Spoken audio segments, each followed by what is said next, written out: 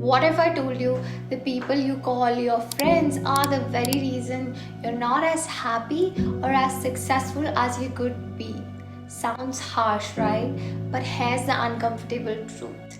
The company you surround yourself with can either propel you to greatness or can drag you down to mediocrity.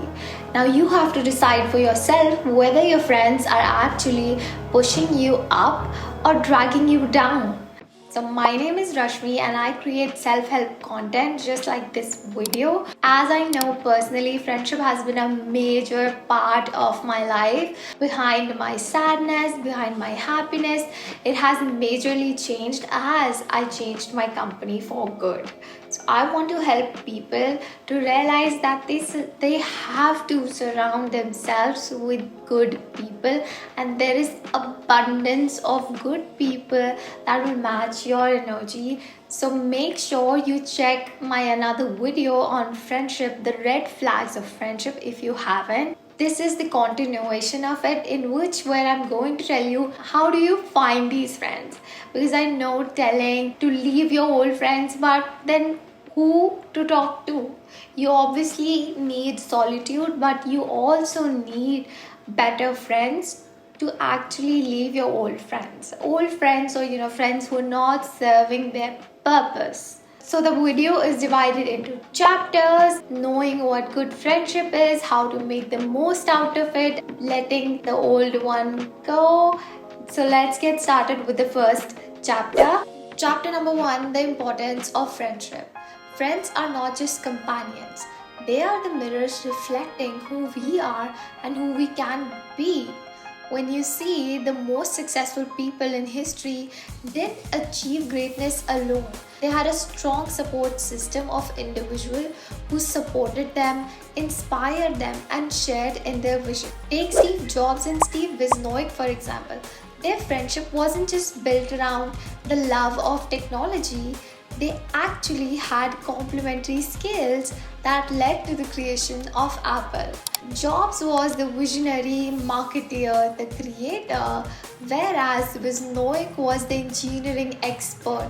Together, they revolutionized the tech industry. Qualities to look for in friendship. Now, these are the qualities that make a great friend. First, they should be honest.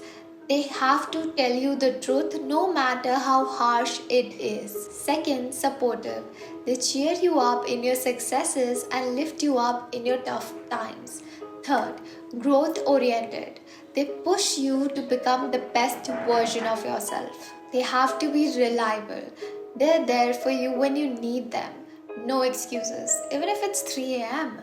These are some of the qualities that build a strong and lasting friendship. These are the basics, the bare minimums. You can actually add up to the list according to your own needs. Chapter number 3: how to find these friends. Now, finding the right kind of people can be challenging, but here are some strategies to help you connect with people that can help you enrich your life.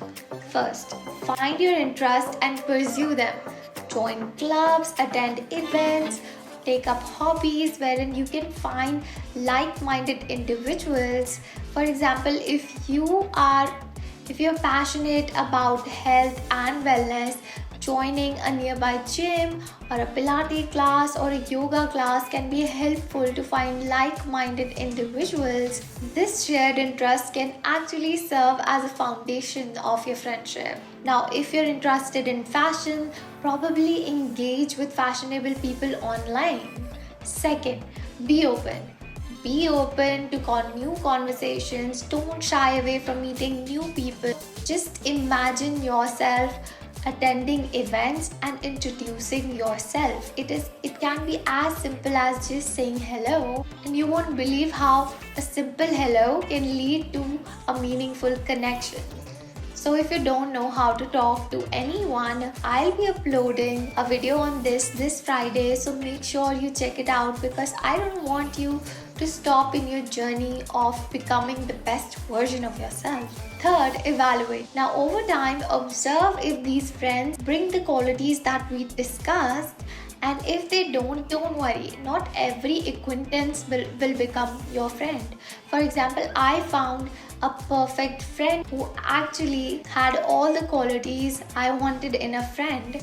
But later on, I realized he was not consistent with his communication skills. Now, in my list of a good friend, I wanted a friend who communicates to me regularly. So if they're inconsistent with it, that is my non-negotiable. It was bothering me a lot. So I decided to take a step back because I didn't want to invest much time in it unless I don't find the friendship that I'm looking for. So just don't force friendships, let it happen naturally and over time. Make sure to communicate your needs only if they are interested in hearing them. Don't unnecessarily communicate to people who doesn't seem to be interested in your friendships. Fourth, invest time. Friendships, just like relationships, requires nurturing. Make time for your friends and show them that you value them. Regular check-ins, celebrating milestones can help you strengthen your bond.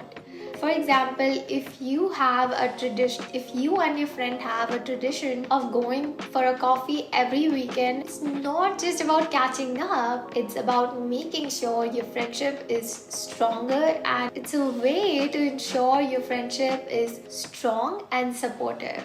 We're almost at our last chapter, knowing when to let go. Now, as important as it is to find the right friends, it is also crucial to distance yourself from a friendship that is no longer serving you.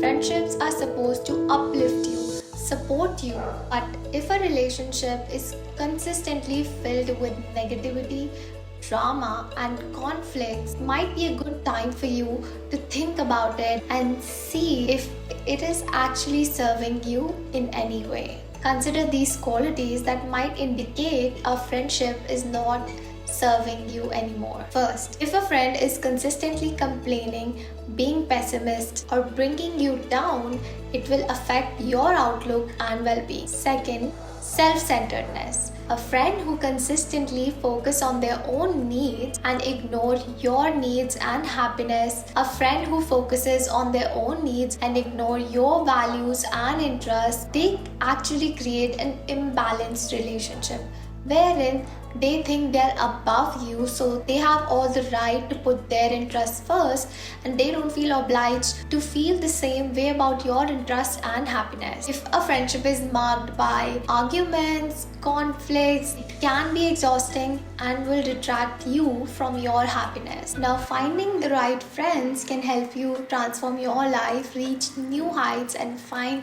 joy in the journey. Today will be a good time to reflect upon your current relationships, if they're helping you become the best version of yourself. If not, it's never too late to seek out for those who will. And if you enjoyed this episode today, don't forget to like, share and subscribe to my channel. I love you guys. I'll see you in my next video.